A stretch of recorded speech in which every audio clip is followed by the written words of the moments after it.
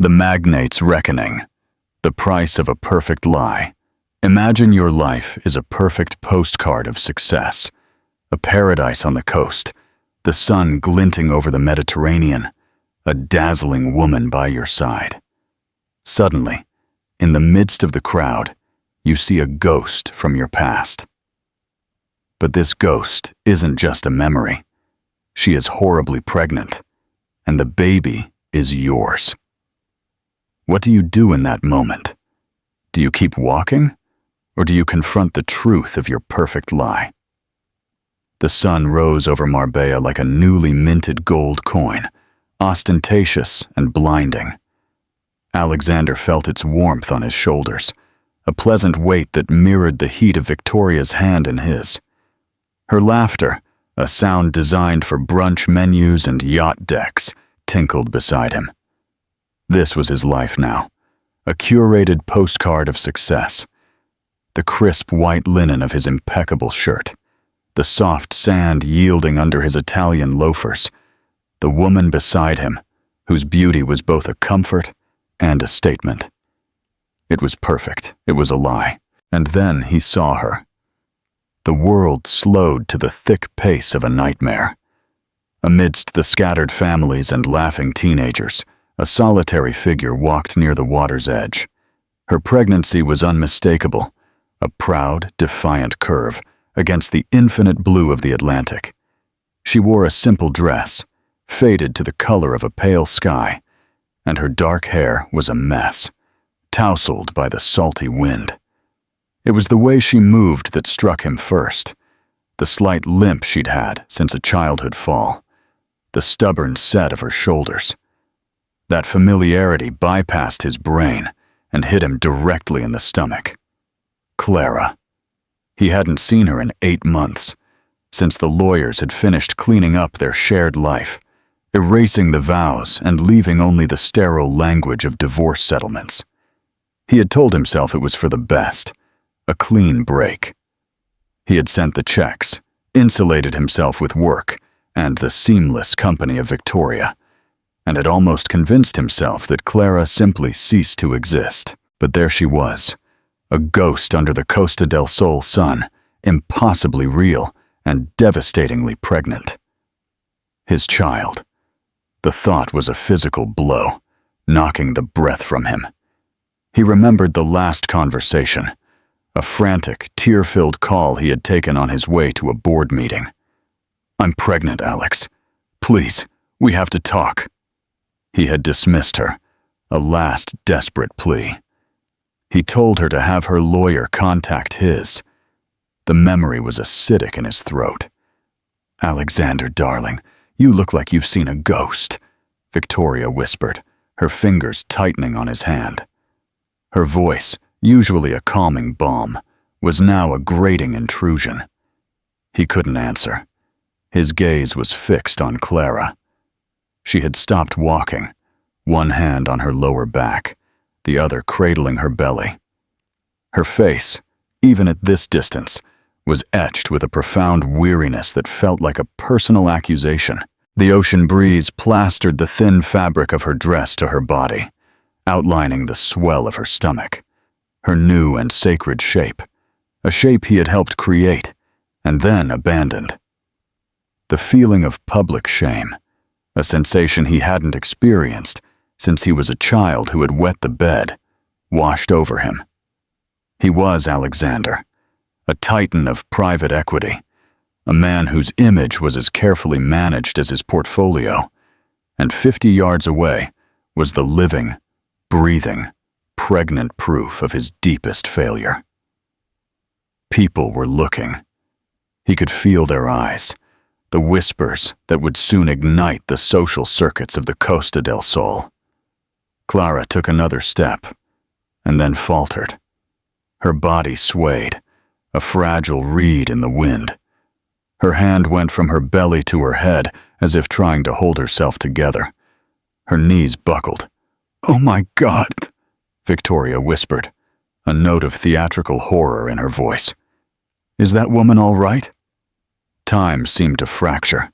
Part of him, the cold, calculating part that had built his empire, screamed at him to turn around, to walk away, to pretend he saw nothing.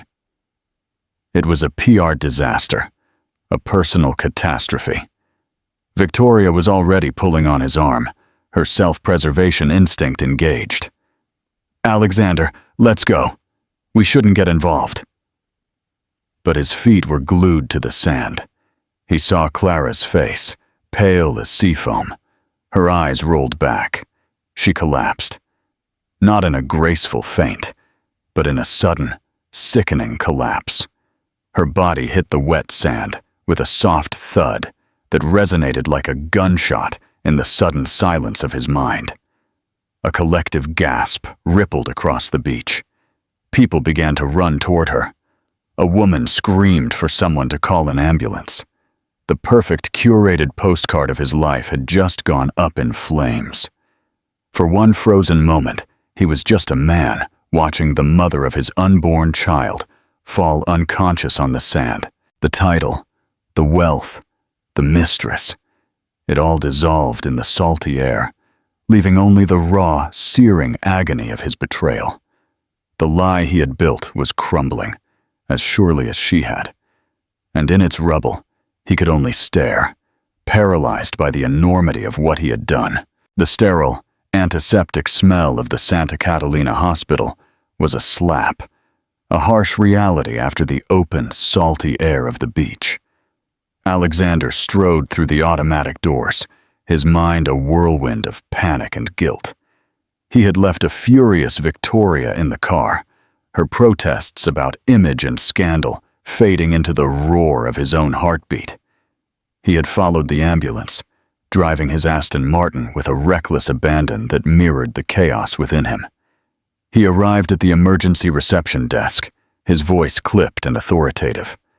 "I'm here for Clara Sanchez. She was just brought in from the beach." The receptionist, a sturdy, tired-eyed woman named Marga, looked up from her computer, unimpressed by his tailored suit or the urgency in his tone. "Are you family?" The question hung in the air, a simple bureaucratic inquiry that cut him to the core. He hesitated. "I'm her ex-husband." The words tasted like ash. Marga's fingers clacked on the keyboard. "Her emergency contact is a Donato Espinosa. He's on his way." "I'm sorry, sir, but due to privacy regulations, I can only give out information to immediate family or the designated contact." "I'm the father of her child," he snapped, feeling the words were as much a desperate declaration as a damning confession. The woman's expression didn't soften. If anything, a flash of disapproval crossed her face. "That doesn't change the paperwork, sir. You'll have to wait in the designated waiting room." She gestured vaguely to a collection of uncomfortable plastic chairs where people sat in various states of anxious, powerless dread. Alexander, who could get the mayor on the phone with a single text, was being stonewalled by a hospital receptionist. The irony was suffocating. He had willingly signed the papers that had severed their legal ties, effectively erasing his right to be there, to know if she was okay, if their baby was okay. It was a self-inflicted wound, and it was bleeding him dry. He retreated to the waiting room, the harsh fluorescent lights exposing every flaw in his composure. He pulled out his phone, his thumb hovering over Victoria's name. A dozen messages had already come through. "This is a nightmare, Alex. My phone is blowing up. Did you have to run after her like that? Think of the photos. My agent just called. The press is asking for a comment. We have to get ahead of this.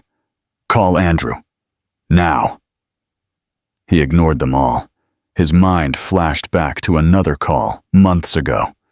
He was in a company car, stuck in city traffic, on his way to close a major deal. Clara's name had flashed on the screen. He had let it go to voicemail, annoyed by the interruption. He had listened to it later, her voice small and shaky. "Alex, I didn't want to do this over the phone. I'm pregnant. I know everything is a mess, but it's yours. Please, can we just talk? Not with lawyers, Just us. He had deleted the message. He had rationalized it as a pathetic last-ditch effort to get back into his life, to get a bigger settlement. He had instructed his lawyer, Andrew, to make it clear that all communication must go through legal channels. He had built a wall of money and lawyers around himself, and now he was on the wrong side of it, desperate to get in. A doctor in blue scrubs emerged from a set of double doors, his face grim. Alexander leaped to his feet, but the doctor walked past him to an elderly couple huddled in the corner. Alexander sank back into his chair, the brief rush of adrenaline leaving him feeling hollow. He was a ghost here, a specter from a past life with no rights in the present. He had paid a fortune to become a stranger to Clara, and the universe, it seemed, had cashed the check. What would you have done in Alexander's shoes? Would you have stayed to face the consequences, or run away to protect your reputation? Let me know in the comments below. Every tick of the clock on the wall was a fresh torment. Was she awake? Was the baby alive? The questions were an incessant pounding against the inside of his skull. He thought of her collapse, the way her body had just given out. Had she been alone all this time, struggling, while he was choosing wines with Victoria and pretending his past didn't exist? The weight of his emotional abandonment settled on him, heavy and suffocating. It wasn't just the divorce, the affair.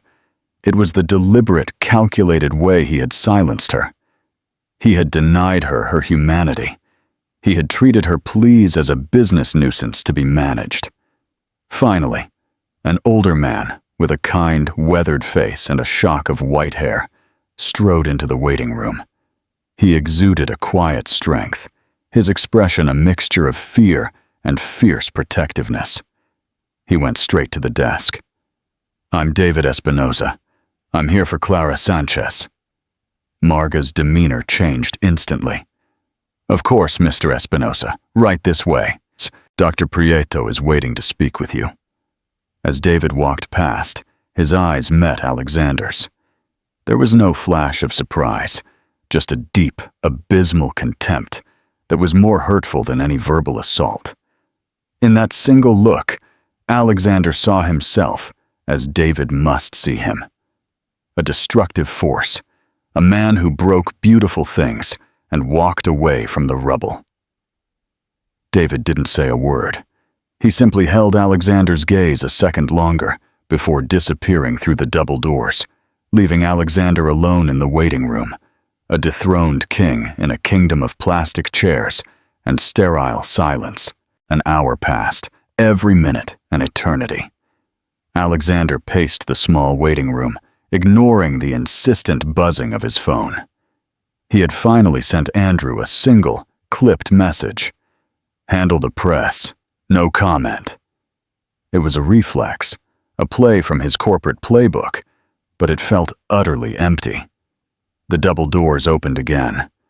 David Espinosa emerged, his face still grim, but the sharp edge of panic had softened into something closer to tired resolve.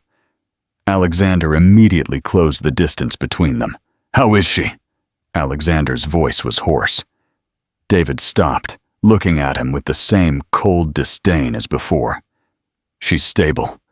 The baby is too for now. Severe dehydration, exhaustion, and a spike in her blood pressure. The doctor called it a pre-eclamptic warning. They'll keep her for observation." The relief, so potent it made him dizzy, flooded through Alexander. "Thank God. Can I see her?" David's laugh was a short, bitter bark. "You really think you have the right to ask that?" "She's carrying my child, David. I have every right." "A right you forfeited when you sent her legal notices instead of answering her calls," David shot back, his voice low but vibrating with anger. "A right you signed away in a document that paid you for the privilege of your own absence.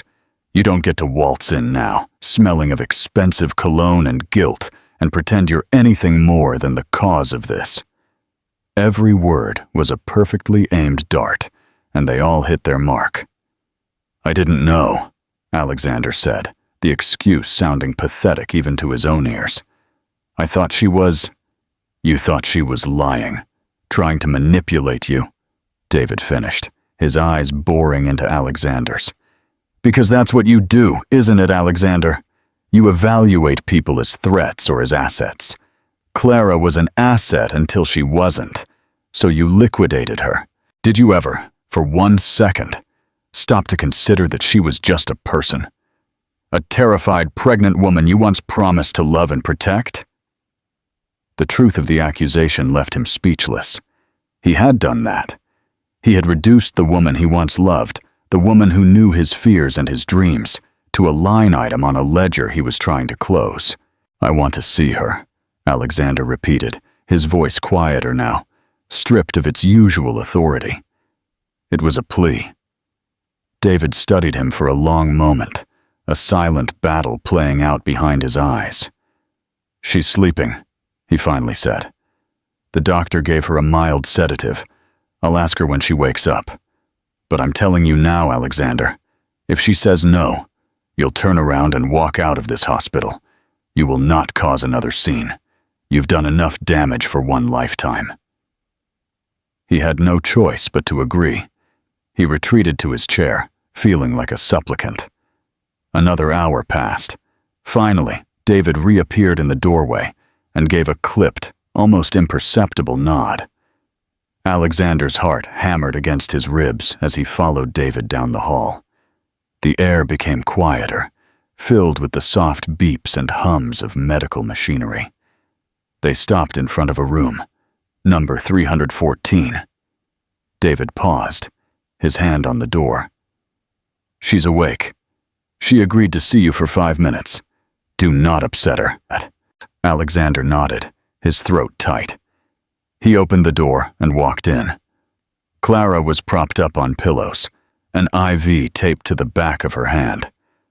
The color had returned to her cheeks, but her eyes were shadowed with exhaustion. She looked fragile. Yet her gaze, when it settled on him, was as hard as steel. The silence in the room was thick with unspoken history, with betrayal and pain. "Clara," he whispered her name. "What do you want, Alexander?" Her voice was raw but steady. There was no pleading, no tears, just a chilling emptiness. He walked to the bed, his hands feeling useless at his sides. "I'm so sorry. I saw you on the beach. I had no idea." "You had no idea I was still pregnant?" she asked, a flicker of bitter humor in her eyes. "Or you had no idea I was poor enough to be walking on a public beach instead of lounging at a private club? That's not fair." "Fair?" A weak, incredulous laugh escaped her. "You want to talk about fair? It was fair when I called you, begging you to just talk to me, and got a letter from your lawyer threatening me with a harassment suit. It was fair when I found out you were vacationing on the Amalfi Coast with her from a gossip magazine, while I was throwing up every morning, terrified I was going to lose this baby." He flinched. "I can help. Anything you need. Money, doctors, a place to live, whatever it is. Just name what you want." It was his default setting, his solution to every problem. Write a check. Her expression hardened into something close to disgust. "You still don't get it, do you? You think you can abandon a person and then just buy your way back into their life when it's convenient? This isn't a hostile takeover, Alexander. This is a baby. My baby. A human life. And it's not for sale." The rejection was absolute. A door slammed shut in his face. She wasn't asking for his money. She was demanding his humanity, the very part of himself he had systematically dismantled in pursuit of his success. "What do you want from me, then?" he asked, his voice breaking. "Right now?" she said, her eyes filling with tears she refused to let fall. "I want you to leave. Your 5 minutes are up." He stood there, frozen, the chasm between them wider than ever. He had come to fix things, to manage the situation. But he was realizing, with a clarity that was both terrifying and liberating, that some things couldn't be bought, fixed, or managed. Some debts were paid not in dollars, but in something far more costly, and he hadn't even begun to understand the currency. The drive back to his sterile, glass-walled beach house was a blur. Alexander walked in to find Victoria on the phone, her voice a carefully modulated mix of indignation and victimhood. She was pacing the marble floor of the living room, a flute of champagne in her hand. "Unbelievable. I know. He just left me there. Of course, my concern is for the woman, but the sheer humiliation." She saw him, and her expression hardened. "I have to call you back." She ended the call and confronted him. "Well, is your little charity case all sorted?" The casual cruelty of her words hit him like a physical blow. "Her name is Clara," he said, his voice dangerously low. "And she collapsed. She's in the hospital. She could have lost the baby." "Oh, please," Victoria scoffed, taking a delicate sip of champagne. "How terribly dramatic and convenient, just when you happen to walk by. Don't you see what this is, Alexander? It's a setup. She's a gold digger, and she just hit the jackpot. The press is going to have a field day with the story of the poor pregnant ex-wife collapsing at the feet of the heartless millionaire and his new girlfriend. It's not a story, Victoria. It's my life. It's our life," she snapped, her composure finally cracking. "The life I've worked very hard to build with you. The brand, the image. Do you have any idea what this does to us? To me? I'm not just your girlfriend. I'm a brand ambassador. My reputation is tied to yours. This mess you've made, it threatens everything." He looked at her then, really looked at her. He saw the perfectly coiffed hair, the designer dress, the flash of panic and calculation in her eyes. He had chosen her because she was easy. She was uncomplicated, a beautiful accessory who asked for nothing more than his money could provide. She was the antithesis of Clara, who had challenged him, who had demanded his heart, his attention, his soul. He had fled that complexity into this empty, gilded cage. "This isn't about a brand," he said, the realization dawning on him with sickening clarity. "This is about a child, my child." Victoria's face twisted into a mask of fury and fear. "So that's it? You run back to her? After everything I've done for you, supported you through that ugly divorce, helped you rebuild your image?" "You helped me build a lie," he replied, the words tasting bitter. "And it just collapsed on a beach." She stepped toward him, her eyes burning.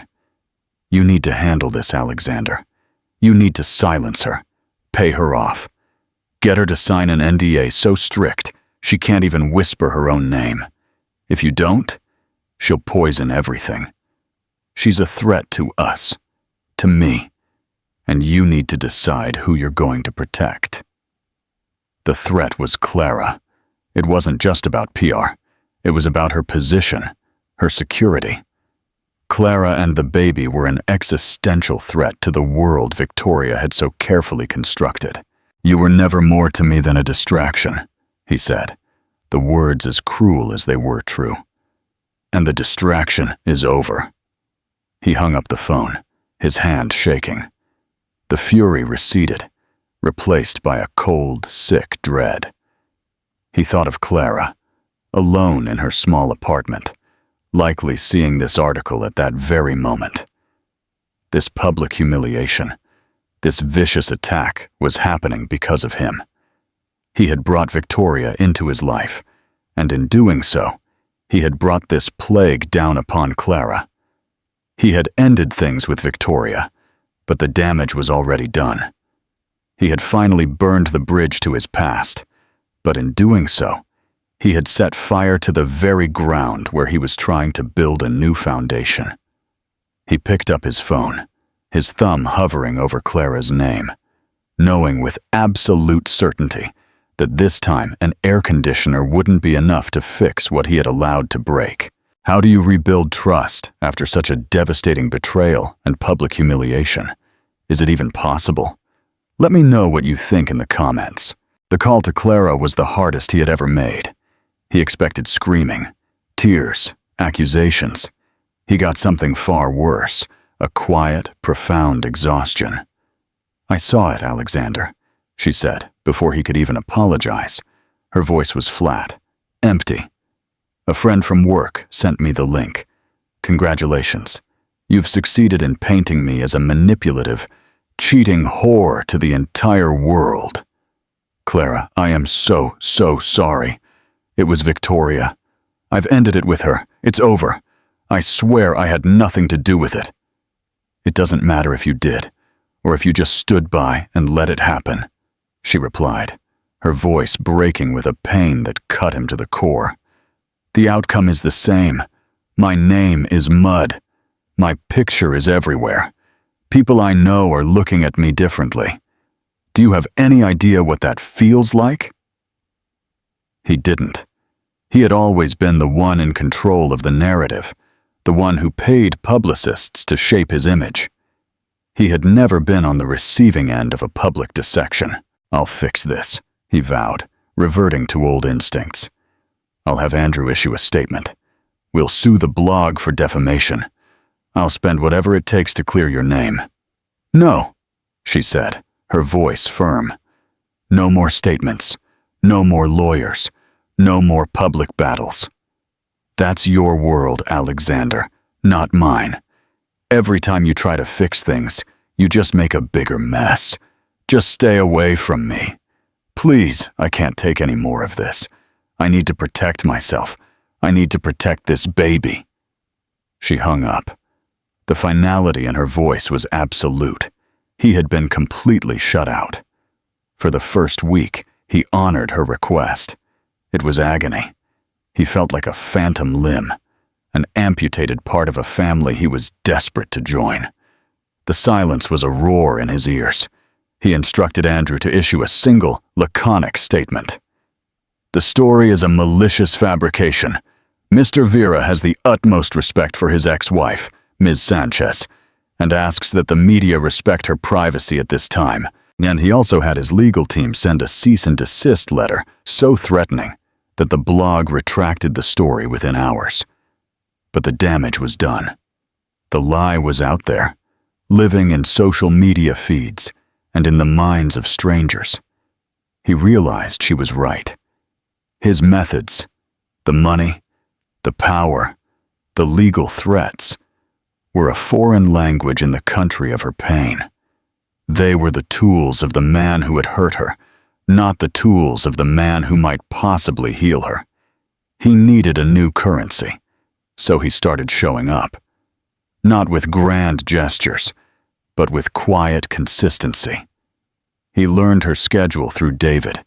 He knew her weekly obstetrician appointment was on Tuesday mornings. The first Tuesday, he parked his car across the street from her building at 8 a.m. At 8:30, he watched her leave, her movements slow and careful, and begin the long 4-block walk to the bus stop. He didn't approach her. He just watched, his heart aching with every step she took. The next Tuesday, he did the same, but this time, as she locked her door, he sent her a text message. "My car is across the street. I can drive you to your appointment. I won't speak if you don't want me to. I'll just drive.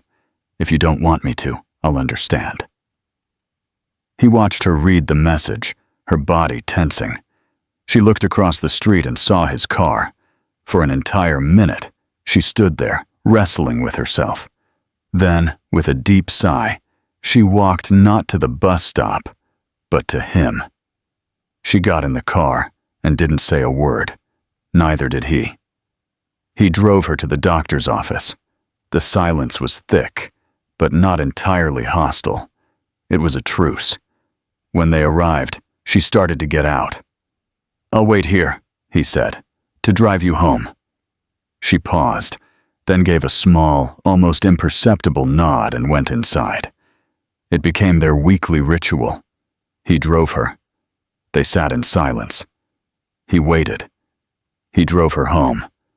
It was a strange, silent penance.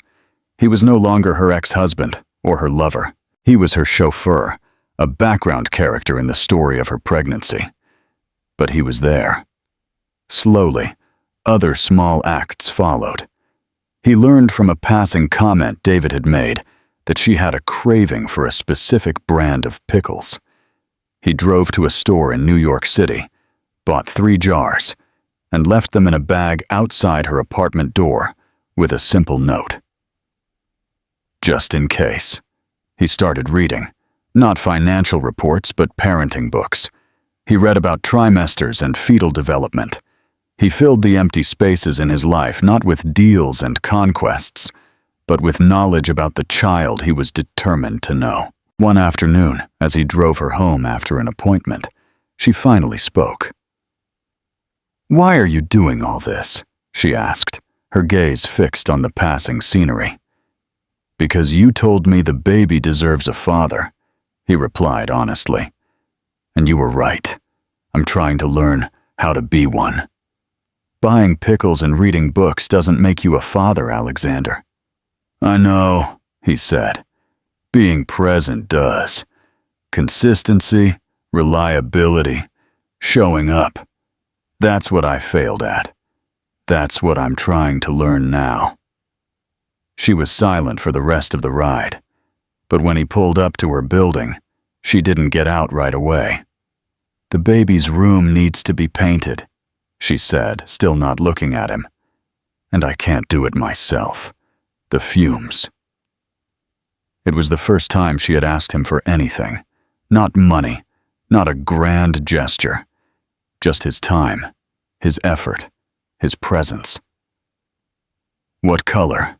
he asked, his heart swelling with a fragile, painful hope. "A soft yellow," she said. "Like the sun. I'll be here Saturday morning." He promised to come with paint. She finally turned and looked at him. Her eyes were still guarded, her trust a distant shore he might never reach. But for the first time, he saw something other than pain in them.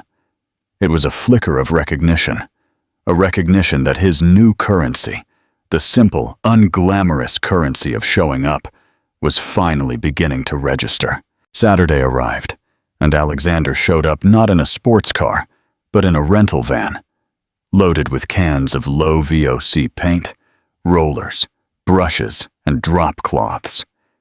He spent the entire day in Clara's small, stuffy spare room, taping the edges and methodically painting the walls a pale yellow. Clara stayed in the living room, ostensibly on bed rest, but he could feel her presence, her quiet observation of his work. They didn't talk much. He would ask a question, "Do you want me to paint the trim white?" And she would give a simple answer.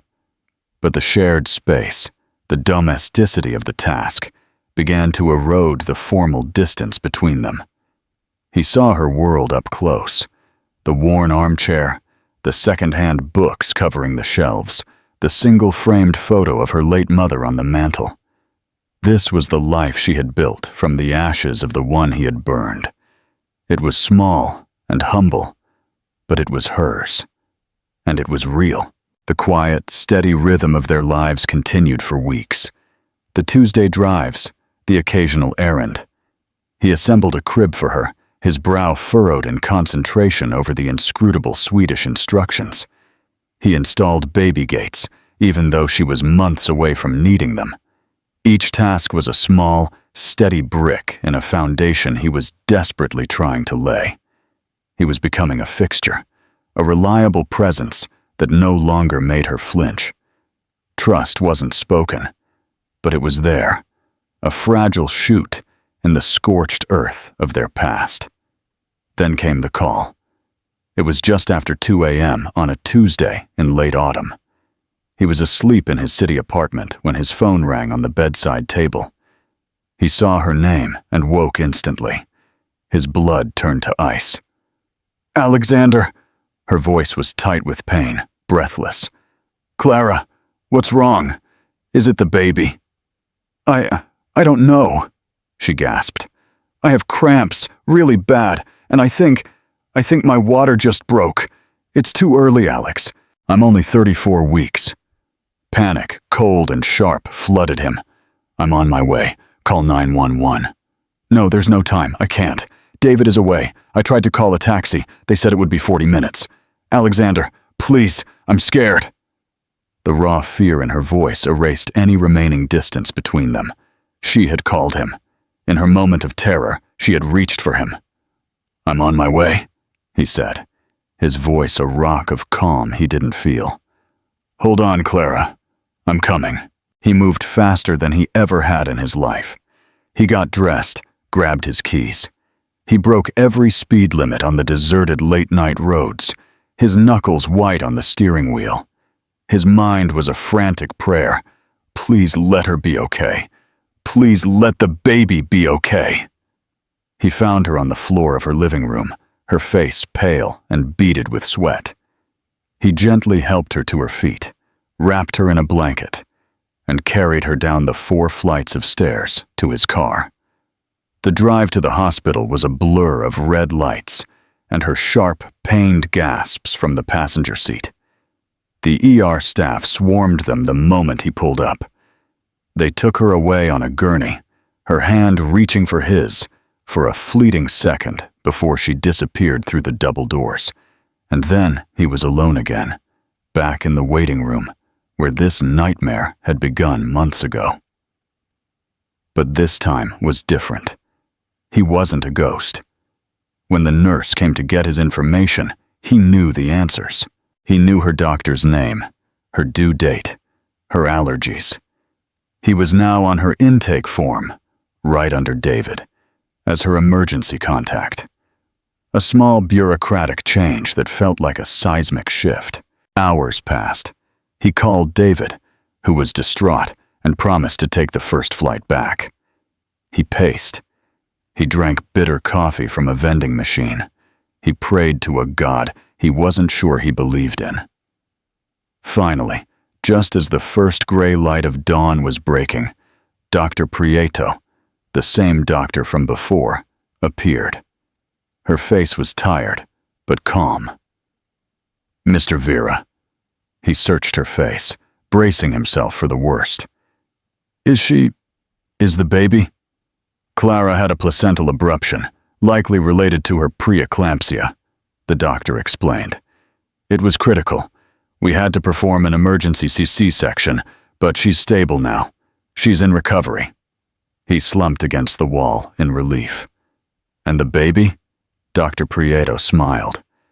You have a daughter. She's small, she's a little under 5 pounds, and she's in the NICU as a precaution. But she's breathing on her own. She's a fighter. A daughter. The words resonated deep in his soul. He had a daughter. Can I see them? He asked, his voice choked with emotion. You can see your daughter now, she said. Clara will be out of recovery in about an hour. He followed a nurse through a maze of corridors to the neonatal intensive care unit. After scrubbing his hands raw, he was led to a small, clear incubator. And there she was. So tiny, so impossibly perfect, with a little shock of dark hair just like her mother's. She was hooked up to monitors that emitted soft beeps, but her tiny chest rose and fell with a steady, determined rhythm. He reached a hand through the portal and gently placed a finger on her small hand, which latched on. Her impossibly tiny fingers curled around his. In that moment, the entire world fell away. The money, the power, the mistakes, the betrayals. None of it mattered. All that existed was the overwhelming, terrifying, unconditional love for this one small, fragile human being. This was his daughter, his responsibility, his redemption. He didn't know how long he stood there, just watching her breathe.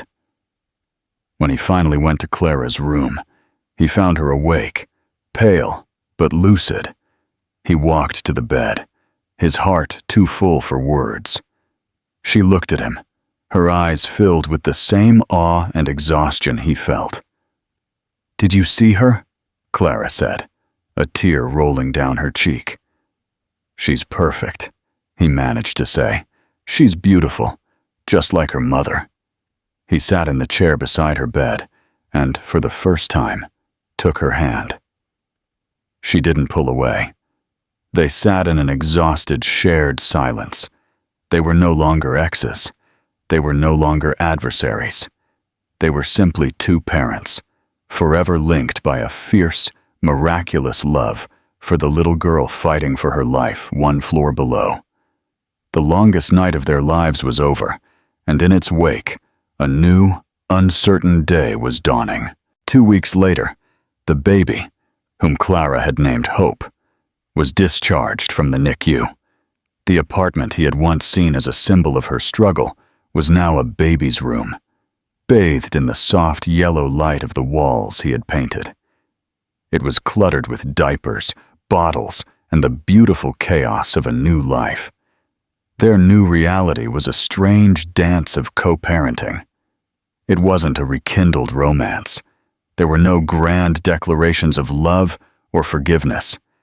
Instead, their interactions were based on the mundane, essential logistics of keeping a tiny human being alive. Their conversations were about feeding schedules, doctor's appointments, and whose turn it was to soothe the baby at 3 a.m. Yet, within this routine, something new was taking root.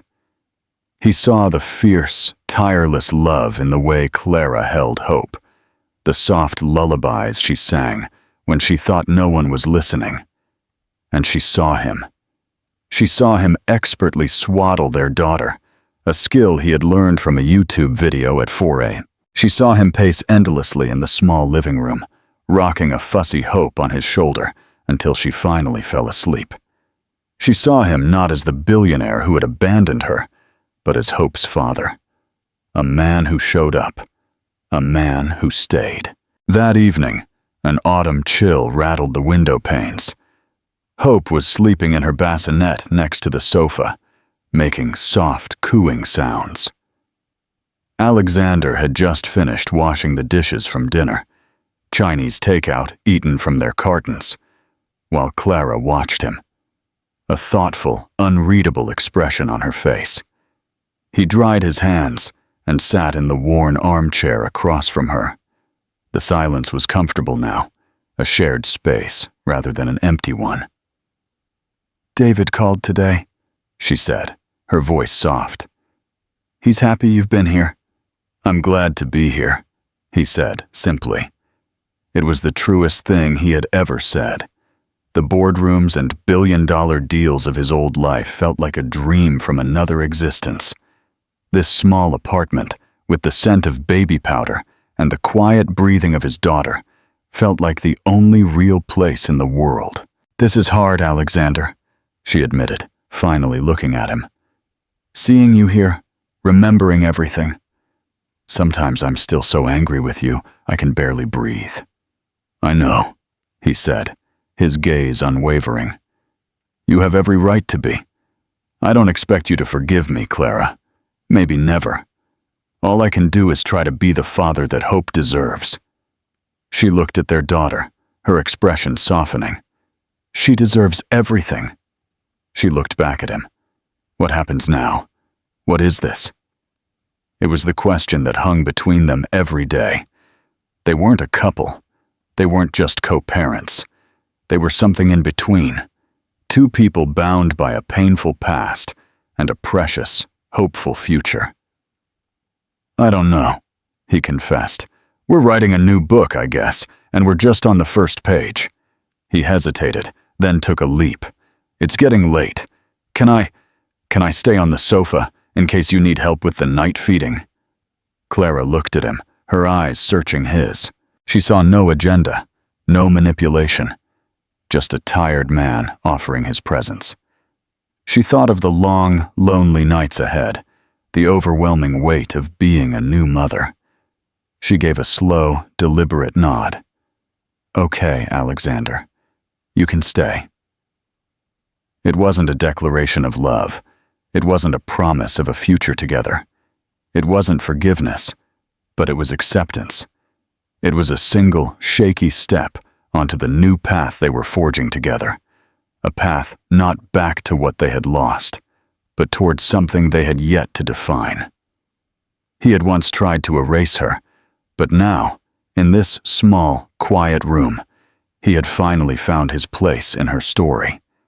Not as the villain, not even as the hero, but simply as a man, present on the page, ready to see what the next chapter would bring.